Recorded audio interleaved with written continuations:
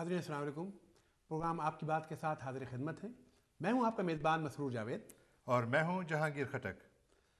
جہانگیر، اصل میں ہوا یہ کہ ہم نے پچھلی مرتبہ جب تحریک انصاف سے متعلق پروگرام کیا اور ہمارا آج کچھ ارادہ تو کچھ اور موضوع پر بات کرنے کا تھا، لیکن لوگوں کی اس قدر ای میل آئیں کہ آپ جو مختلف جو سیاسی جماعتیں ہیں اور جو یہاں پر متحرک ہیں شمالی امریکہ میں خاص طور پر، تو ان کے حوالے سے بھی پروگرام کریں. اور یہ اصولاً ہونا بھی ایسے چاہیے بجائے کسی ایک جماعت کے. تو آج اس حوالے سے پھر ہم نے مسلم لیگ نون کا انتخاب کیا. ہمیں بالکل مسرور، ہمیں بے تحاشا ہمارے ناظرین کی طرف سے بے تحاشا ای میلز آئیں اور کئی لوگوں نے ٹیلی فون کر کے بھی ہم سے کہا کہ اگر آپ ایک جماعت کو ٹائم دیتے ہیں اپنے ٹی وی پر تو باقی جماعتوں کو بھی ٹائم دیں. اور یہ ہمارے پروگرام کا حصہ بھی تھا.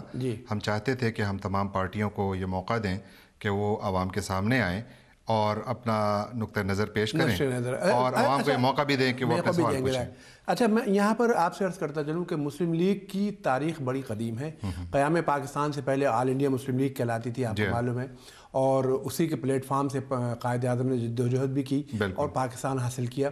لیکن جب پاکستان بن گیا تو اس کے بعد اس کا نام پاکستان مسلم لیگ رکھنے کے لیے کافی جدوجہد ہوئی. اور لیاقت علی خان جو تھے، انہوں نے خاص طور سے ان کے زمانے میں یہ تجویز آئی کہ اس کا نام پاکستان مسلم لیگ رکھا جائے. اس پر حسین شہید سہروردی جو تھے انہیں اختلاف تھا. وہ کہتے تھے کہ نہیں، آل انڈیا مسلم لیگ ہی رہنا چاہیے اس کا.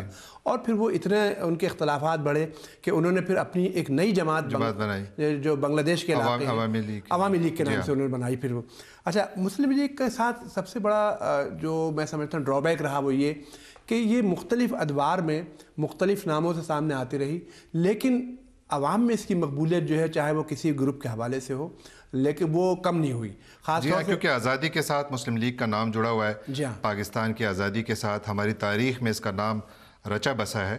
اس لیے ہمارے بہت سارے لوگ آج بھی اپنا نام اس کے ساتھ شناخت رکھنا چاہتے ہیں اور اپنا تعلق جوڑنا چاہتے ہیں. لیکن جس طرح آپ نے کہا کہ یہ ایک ایسا تاریخی واقعہ ہے، بلکہ واقعات ہیں کہ ہر دور میں، جو اسپیشلی عامروں کے دور میں، انہوں نے اپنے دور میں اپنے مقاصد کے لیے پارٹی بنائی. اور مسلم لیگ چونکہ ایک پاکستانی عوام میں شروع سے ایک مقبول نام تھا تو وہ اسی کو استعمال کیا گیا. میرے خیال سے صرف عامروں کے خلاف نہیں بلکہ عامر نے بھی خود کنونشن لیگ مسلم لیگ ایوب خان نے بنائی. اور اس کے اچھا، یہاں پر میں آپ کو بڑے مزے کی بات بتا دوں جہانگیر کہ اسکندر مرزا نے 4 جنرلز کو پروموٹ ہونا تھا، ان کو پروموٹ کیے بغیر جونیئر تھے جنرل ایوب خان، ان کو پروموٹ کیا. اور وہ جب CNC بن گئے چیف آف اسٹاف تو انہوں نے ان کے خلاف مارشاء اللہ 1958 میں لے آیا.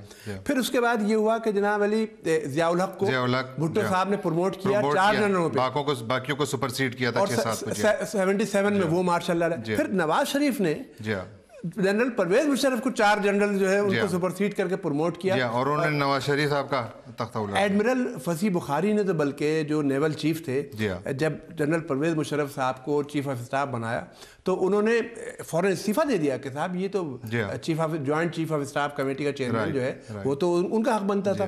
یہ تھی ایک کہانی. لیکن جہاں تک نواز شریف کا تعلق ہے تو 25 دسمبر 1949 میں یہ لاہور میں پیدا ہوئے. اور پھر انہوں نے یعنی یہ واحد ان کے جو سفر ہے وہ اصل میں شروع کیریئر جو ہے وہ تو ہوا فوجی حکمران کے زمانے سے ہی. 1985 میں یہ پہلی مرتبہ سیاست میں آئے تھے.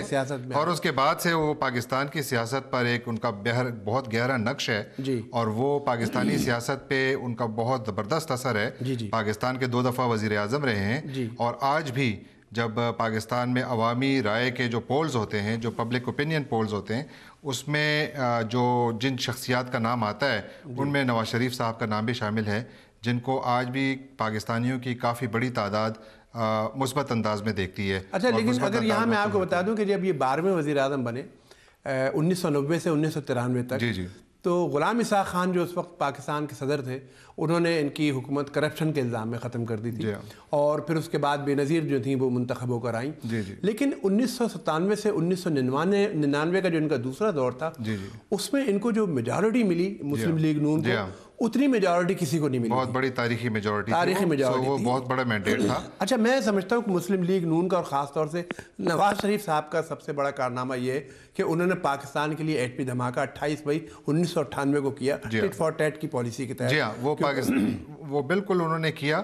نواز شریف کا جو ان کا جو سیاست میں جو سفر ہے اچھا خاصا طویل سفر ہے ابھی, اور جس طرح آپ نے ذکر کیا کہ انہوں نے پاکستانی تاریخ کے چند بڑے اہم فیصلے بھی کیے, اور انہوں نے پاکستانی سیاست میں مختلف قسم کی نئی روشیں بھی شامل کیں جو اس سے پہلے ہماری سیاست میں نہیں دیکھی گئی تھیں. اور ہم نے یہ بھی دیکھا کہ وہ ایک زمانے میں پاکستان کے موسٹ پاپولر لیڈر تھے, پھر ان سے وہ اعزاز ختم ہو گیا, باقی لیڈر آئے, پھر وہ دوبارہ ان کا جو گراف تھا وہ اوپر گیا, اور دوبارہ اس وقت جو ہے ہم بات کرتے رہیں گے.